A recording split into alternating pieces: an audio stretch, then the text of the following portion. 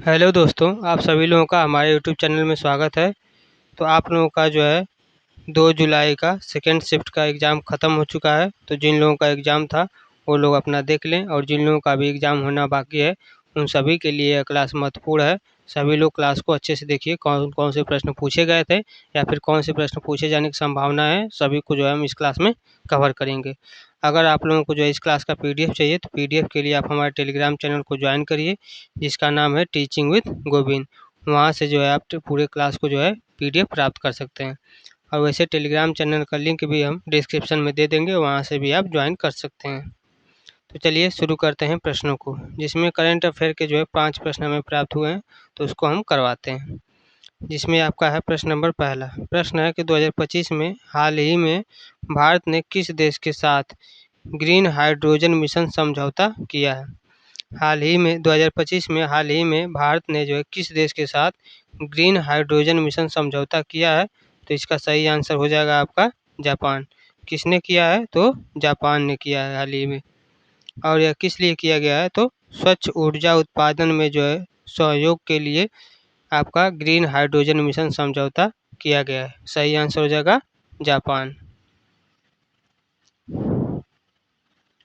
अगला प्रश्न है प्रश्न नंबर 2। प्रश्न नंबर 2 है, हाल ही में किस भारतीय को डब्ल्यूएचओ के द्वारा ग्लोबल हेल्थ लीडर्स सम्मान मिला है? हाल ही में जो है किस भारतीय को डब्ल्यूएचओ के द्वारा जो है ग्लोबल हेल्थ लीडर सम्मान मिला है? तो इसका सही आंसर आपका हो जाएगा डॉक्टर सौम्या स्वामीनाथन। इसका सही आंसर क्या हो जाएगा? डॉक्टर सौम्या स्वामीनाथन। डॉक्टर सौम्या स्वामीनाथन को जो है डब्ल्यूएचओ के द्वारा ग्लोबल हेल्थ लीडर्स सम्मान से जो है सम्मानित किया गया है। इन्होंने जो है वैश्विक स्वास्थ्य नीति में जो है योगदान दिया है, जिसके कारण इनको डब्ल्यूएचओ के द्वारा ग्लोबल हेल्थ लीडर्स सम्मान से जो है सम्मानित किया गया है। अगला प्रश्न है प्रश्न नंबर 3। अगला प्रश्न है प्रश्न नंबर 3 की किस राज्य में 2025 में पहली बार रोबोट ट्रैफिक पुलिस को जो है तैनात हुई है? किस राज्य में 2025 में पहली बार रोबोट ट्रैफिक पुलिस को जो है तैनात किया गया है? तो ये आपका है, इसका आंसर हो जाएगा केरल राज्य। किस राज्य में? तो केरल राज्य में हुआ है, जो कि आपका एआई पर जो है आधारित ट्रैफिक नियंत्रण की जो है व्यवस्था करेगी। तो ये आपका किस राज्य में है? तो केरल राज्य में, जो कि एआई पर जो है आधारित ट्रैफिक नियंत्रण को जो है करेगी। अगला प्रश्न है प्रश्न नंबर 4। प्रश्न है G20 के 2025 शिखर सम्मेलन की जो है मेजबानी कौन सा देश करेगा? G20 के जो है 2025 शिखर सम्मेलन की जो मेजबानी है कौन सा देश करेगा? तो इसका सही आंसर हो जाएगा आपका दक्षिण अफ्रीका। कौन सा देश करेगा? तो दक्षिण अफ्रीका करेगा। सही आंसर हो जाएगा आपका दक्षिण अफ्रीका। इसमें जो है आपके भारत ने जो है 2023 में किया है, और ब्राज़ील ने जो है आपका 2024 में G20 शिखर सम्मेलन की मेज़बानी किया है, और 2025 में कौन करेगा? तो दक्षिण अफ्रीका करेगा। अगला प्रश्न आपका प्रश्न नंबर 5। प्रश्न नंबर 5 है, हाल ही में शुरू हुआ सहकारिता डिजिटल पोर्टल किस मंत्रालय के अधीन है? हाल ही में जो है शुरू हुआ सहकारिता डिजिटल पोर्टल किस मंत्रालय के जो है अधीन है? तो इसका आंसर हो जाएगा आपका सहकारिता मंत्रालय के अधीन। तो इसका आंसर क्या हो जाएगा? सहकारिता मंत्रालय के अधीन है। अब हम देखते हैं जनरल नॉलेज के प्रश्नों को। जनरल नॉलेज के जो है प्रश्नों को हम करेंगे, जिसमें हमारा प्रश्न नंबर 6 है, शून्यवाद किस दर्शन से संबंधित है? शून्यवाद जो है यह आपका किस दर्शन से संबंधित है? तो इसका आंसर हो जाएगा बौद्ध दर्शन। शून्यवाद जो है आपका बौद्ध दर्शन से जो है संबंधित है, जिसमें आपका नागार्जुन के द्वारा जो है प्रतिपादित किया गया था शून्यवाद को। शून्यवाद को किसने प्रतिपादित किया है? तो नागार्जुन ने। अगला प्रश्न आपका प्रश्न नंबर 7। प्रश्न नंबर 7 है, भारत में राष्ट्रीय विज्ञान दिवस कब मनाया जाता है? भारत में राष्ट्रीय विज्ञान दिवस आपका कब मनाया जाता है? तो इसका आंसर हो जाएगा 28 फरवरी। 28 फरवरी को जो है भारत में राष्ट्रीय विज्ञान दिवस के रूप में मनाया जाता है। और यह किस लिए मनाया जाता है? तो सीवी रमन की जो है खोज के सम्मान में जो है आपका भारत का जो है राष्ट्रीय विज्ञान दिवस 28 फरवरी के दिन मनाया जाता है। अगला प्रश्न है प्रश्न नंबर 8। प्रश्न नंबर 8 है दादा साहब फाल्के पुरस्कार किस क्षेत्र से संबंधित है। दादा साहब फाल्के पुरस्कार जो है ये आपका किस क्षेत्र से संबंधित है, तो इसका आंसर हो जाएगा फिल्म। दादा साहब फाल्के पुरस्कार जो है आपका किस क्षेत्र से संबंधित है, तो फिल्म से संबंधित है, जिसमें आपका भारत का जो है सर्वोच्च फिल्म पुरस्कार दिया जाता है। भारत का जो सर्वोच्च फिल्म पुरस्कार जो है कौन सा है, तो दादा साहब फाल्के पुरस्कार है। अगला प्रश्न आपका है प्रश्न नंबर 9। प्रश्न नंबर 9 है भारत का कौन सा राज्य चाय का कटोरा कहलाता है। भारत का जो है कौन सा राज्य है जो कि चाय का कटोरा कहलाता है, तो इसका सही आंसर हो जाएगा असम। असम राज्य को जो है भारत का चाय का कटोरा कहा जाता है, जिसमें विश्व प्रसिद्ध चाय उत्पादन केंद्र है। विश्व में जो है सबसे प्रसिद्ध चाय उत्पादन केंद्र आपका कौन सा है, तो असम राज्य है। अगला प्रश्न आपका है प्रश्न नंबर 10। प्रश्न नंबर 10 है भारत में चिपको आंदोलन किससे संबंधित था। भारत में जो है चिपको आंदोलन यह किससे संबंधित था, तो इसका आंसर हो जाएगा पर्यावरण संरक्षण। पर्यावरण संरक्षण से संबंधित था आपका चिपको आंदोलन, और यह जो है वृक्षों को बचाने के लिए चिपको आंदोलन को जो है शुरू किया गया था। अगला प्रश्न है प्रश्न नंबर 11। प्रश्न है भारत की सबसे लंबी सुरंग कौन सी है। भारत की जो है सबसे लंबी सुरंग कौन सी है, तो इसका आंसर हो जाएगा अटल टनल। अटल टनल जो है आपका भारत का जो है सबसे लंबी सुरंग है, जो कि मनाली से जो है लेह तक के जो है मार्ग को जोड़ती है। मनाली से जो है लेह तक जो है आपका अटल टनल सुरंग जो है, जो कि भारत की जो है सबसे लंबी टनल सुरंग है। अगला प्रश्न है प्रश्न नंबर 12। प्रश्न है गुरुत्वाकर्षण शब्द को हिंदी में क्या कहते हैं। गुरुत्वाकर्षण शब्द को जो है हिंदी में क्या कहा जाता है, तो इसका आंसर हो जाएगा आकर्षण बल। गुरुत्वाकर्षण शब्द को जो है हिंदी में आकर्षण बल कहते हैं, जो कि पृथ्वी की ओर खींचने वाला बल है। गुरुत्वाकर्षण बल क्या है, तो यह जो पृथ्वी की ओर खींचने वाला बल जो है आपका गुरुत्वाकर्षण बल है, जिसको जो है हिंदी में आकर्षण बल कहते हैं। अगला प्रश्न है प्रश्न नंबर 13। प्रश्न नंबर 13 है राष्ट्रीय शिक्षा नीति 2020 में किस मॉडल पर जो है जोर दिया गया है। राष्ट्रीय शिक्षा नीति जो 2020 है उसमें जो है किस मॉडल पर जोर दिया गया है, तो 5+3+3+4 इस मॉडल पर जो है आपका सबसे ज़्यादा जोर दिया गया है, जिसमें पूर्व प्राथमिक से जो है उच्च शिक्षा तक आपका दिखाया गया। पूर्व प्राथमिक से जो है उच्च शिक्षा तक। अगला प्रश्न है प्रश्न नंबर 14। प्रश्न है भारत का संविधान किस प्रकार का है। भारत का जो संविधान है यह आपका किस प्रकार का है, तो इसका सही आंसर हो जाएगा लिखित और सर्वोच्च।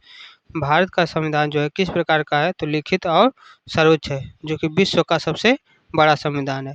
भारत का जो संविधान है वह विश्व का सबसे बड़ा संविधान है।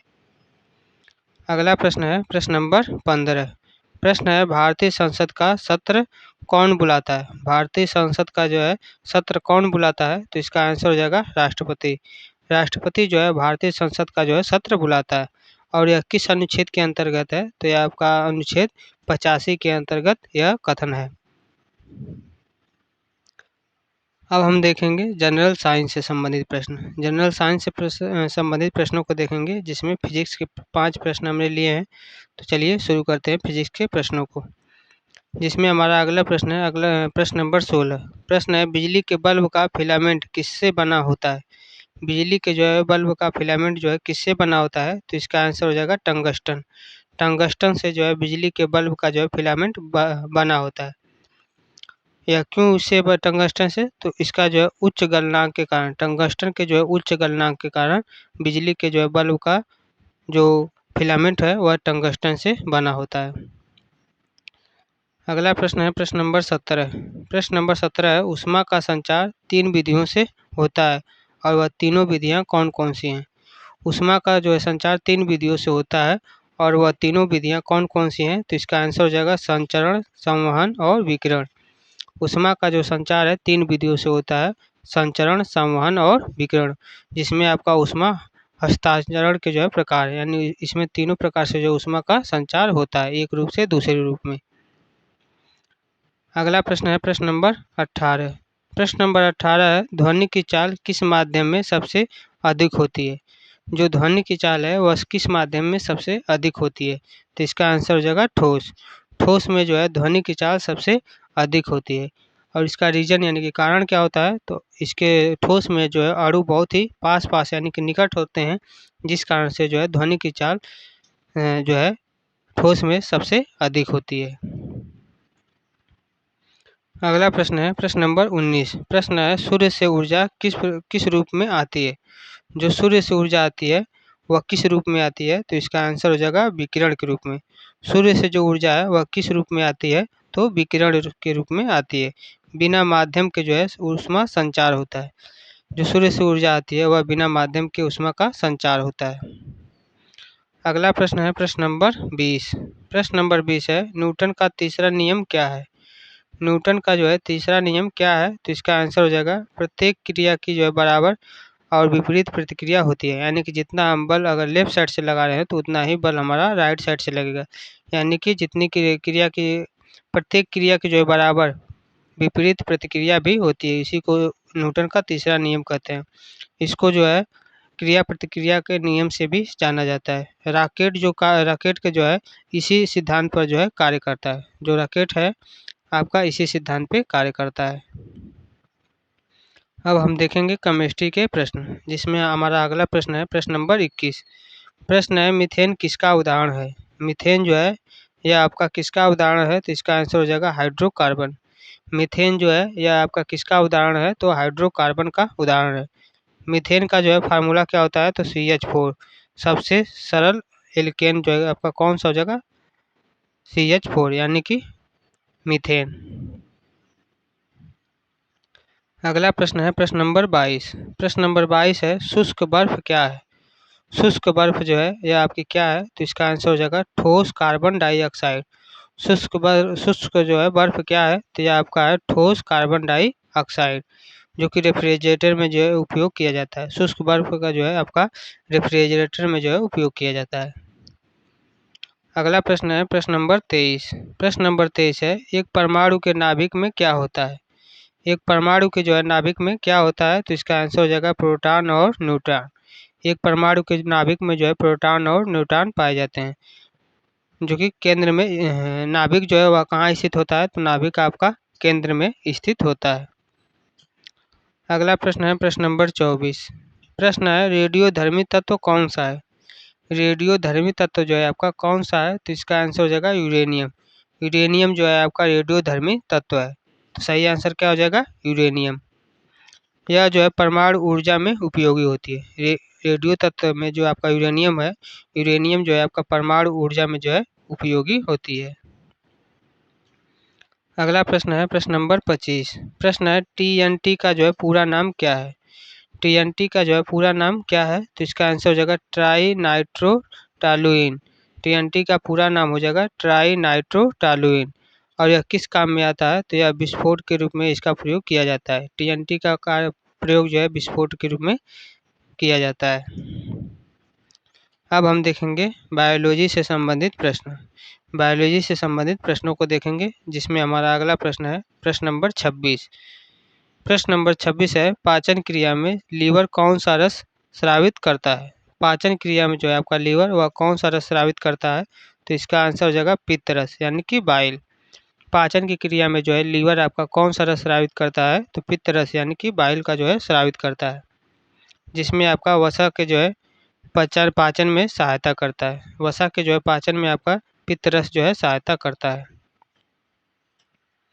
अगला प्रश्न है प्रश्न नंबर 27। प्रश्न नंबर 27 है मानव शरीर में कितनी जोड़ी पसलियाँ होती हैं? मानव के जो शरीर में कितनी जोड़ी जो है पसलियाँ होती है? तो इसका आंसर हो जाएगा 12 जोड़ी। मानव के शरीर में कितनी जोड़ी पसलियाँ होती है? तो 12 जोड़ी पसलियाँ होती है। और कुल टोटल पसलियों की संख्या कितनी होती है? तो चूँकि 12 जोड़ी पसलियाँ होती है जोड़ी में, टोटल पसलियों की संख्या हो जाएगा 12 दूना 24 यानी कि 24 पसलियाँ होती है। अगला प्रश्न है प्रश्न नंबर 28। प्रश्न नंबर 28 है मनुष्य की त्वचा में रंग किससे निर्धारित होता है? मनुष्य की त्वचा में जो रंग है वह किससे निर्धारित होता है? तो इसका आंसर हो जाएगा मेलानिन। मेलानिन से जो है हम पता कर सकते हैं कि मनुष्य का त्वचा कैसा है, जो कि सूरज की किरणों से जो सुरक्षा भी हमें करता है। मेलानिन का जो काम क्या होता है? तो यह सूरज की किरणों से जो है हमें सुरक्षा प्रदान भी करता है। अगला प्रश्न है प्रश्न नंबर 29। प्रश्न नंबर 29 हमारा है, डीएनए की जो है दोहरी कुंडली संरचना किसने बताई है? डीएनए की जो है दोहरी कुंडली संरचना जो है किसने बताई है? तो इसका आंसर हो जाएगा वाटसन और क्रिक। वाटसन और क्रिक ने जो है डीएनए की दोहरी कुंडली संरचना को जो है बताया है। और यह कब बताया है? तो यह आपका बताया गया है सन 1953 में। सही आंसर क्या हो जाएगा? वाटसन और क्रिक, सन 1953। अगला प्रश्न और लास्ट प्रश्न है आपका प्रश्न नंबर 30। प्रश्न है, फेफड़ा का जो है मुख्य कार्य क्या होता है? फेफड़े का जो है मुख्य कार्य क्या होता है? तो इसका आंसर हो जाएगा गैसों का विनिमय करना। फेफड़े का मुख्य कार्य होता है गैसों का विनिमय करना, यानी कि ऑक्सीजन को लेना और CO2 को जो है छोड़ना। फेफड़े का जो है मुख्य कार्य होता है। आई होप आप लोग यहाँ तक देख लिए हैं तो आप लोगों को जो है क्लास पसंद आया होगा। पसंद आया हो तो लाइक करिए और चैनल को सब्सक्राइब करिए। और अगर आप लोगों को इस क्लास का जो है पीडीएफ चाहिए तो पीडीएफ के लिए आप जो है हमारे टेलीग्राम चैनल को ज्वाइन कर सकते हैं। टेलीग्राम चैनल का नाम है टीचिंग विद गोविंद। यहाँ से जो है आप पीडीएफ को प्राप्त कर सकते हैं। आप लोग जो है अपनी तैयारी अच्छे से करते रहिए। जिन लोगों का एग्ज़ाम अभी बचा है वो लोग डेली एनालिसिस हमारे जो है इस यूट्यूब चैनल पर होती रहेगी, तो आप लोग देखते रहिए। आज के लिए बस इतना ही। जय हिंद, जय भारत।